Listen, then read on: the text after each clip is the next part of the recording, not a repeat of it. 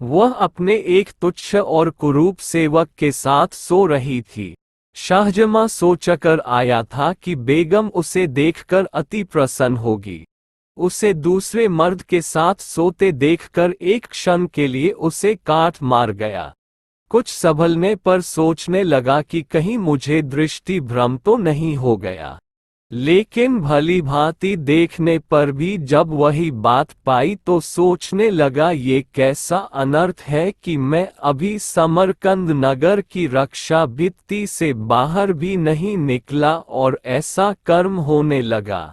वह क्रोधाग्नि में जलने लगा और उसने तलवार निकालकर ऐसे हाथ मारे कि दोनों के सिर कटकर पलंग के नीचे आ गए। इसके बाद दोनों शवों को पिछवाड़े की खिड़की से नीचे गड्ढे में फेंककर वह अपने खेमे में वापस आ गया। उसने किसी से रात की बात न बताई। दूसरे दिन प्रातः ही सेना चल पड़ी।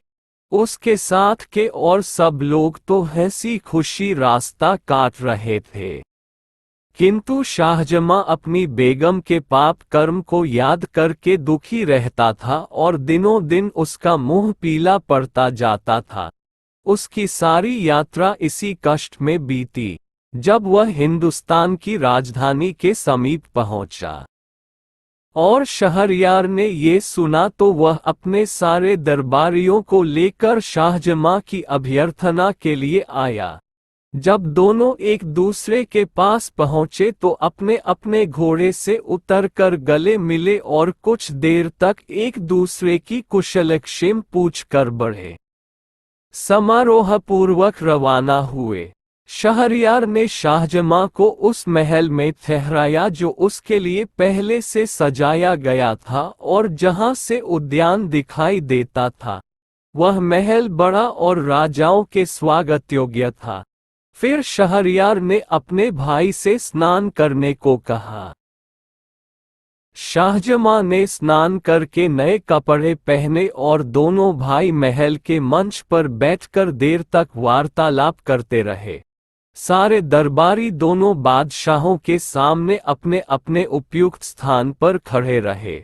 भोजनोपरांत भी दोनों बादशाह देर तक बातें करते रहे।